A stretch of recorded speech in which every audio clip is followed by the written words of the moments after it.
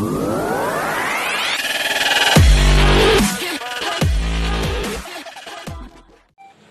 Friends, welcome to Hamsini kitchen. ఈరోజు మనం mutton curry ఎలా తయారు చేసుకోవాలో చూద్దాము. ముందుగా కావాల్సిన పదార్థాలు: మటన్ 1 kg ఇలా నీట్గా 2 సార్లు కడిగి పెట్టుకోవాలి. అల్లం 1 కప్పు, వెల్లుల్లి 1 కప్పు, తరిగిన ఉల్లిపాయ ముక్కలు 1 కప్పు, జీడిపప్పులు 4, కొంచెం పుదీనా, కొంచెం కొత్తిమీర, కరివేపాకు, ఎర్రగా పండిన టమాటాలు 3, గరం మసాలా పొడి 2 స్పూన్లు. ఇప్పుడు జీడిపప్పులు, అల్లం, వెల్లుల్లి, ఆనియన్స్ మిక్సీ చేసుకున్నాం. ఇలా మెత్తగా గ్రైండ్ చేసుకొని పెట్టుకోవాలి. ఇప్పుడు తయారీ విధానం చూద్దాం.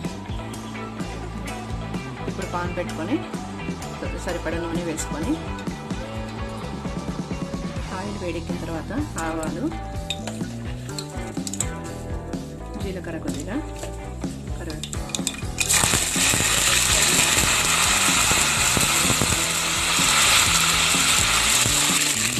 కొంచెం వేగిన తర్వాత మనం ముందుగా గ్రైండ్ చేసుకున్న అల్లం వెల్లుల్లి పేస్ట్ వేయాలి.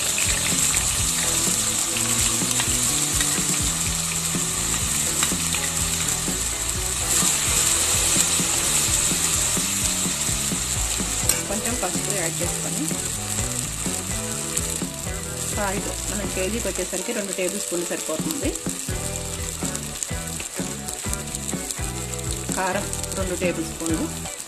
మనం ఘాటు తక్కువగా ఉంటే 3 స్పూన్లు వేసుకోవచ్చండి. ఇది ఘాటు తక్కువగా ఉంది, అందుకని నేను 3 స్పూన్లు వేస్తున్నాను.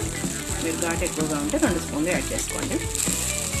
ఇప్పుడు దీన్ని ఇలా పూర్తిగా కలిసిన తర్వాత ముందుగా కడిగి పెట్టుకున్న మటన్ని దీనిలో యాడ్ చేద్దాం.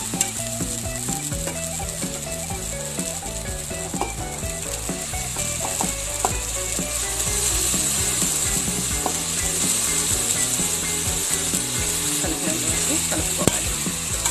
ఇలా కలుపుతూ ఇలా అంతా ముక్కకు పట్టేటట్టు మిశ్రమాన్ని కొద్దిగా కలుపుకోవాలి.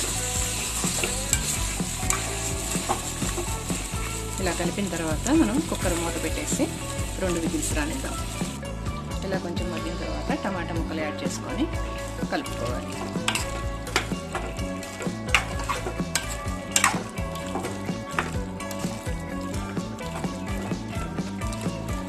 ఇలా కలుపుకున్న తర్వాత 2 కప్పులు వాటర్ యాడ్ చేసుకొని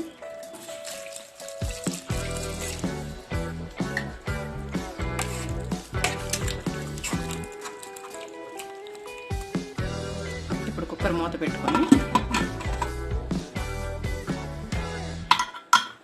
వెయిట్ పెట్టి 2 విజిల్స్ రానిద్దాం.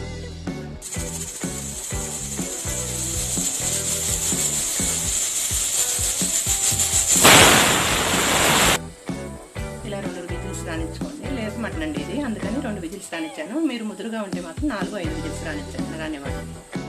ఇలా ఆవిరిపోయిన తర్వాత కుక్కర్ మూత తీసుకొని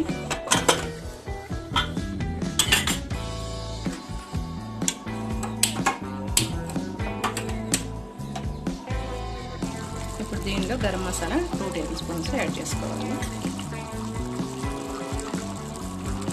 చేసుకున్న తర్వాత అంతా కలిసేంతవరకు తిప్పుకొని మళ్ళీ కొద్దిసేపు ఉడికించుకోవాలి.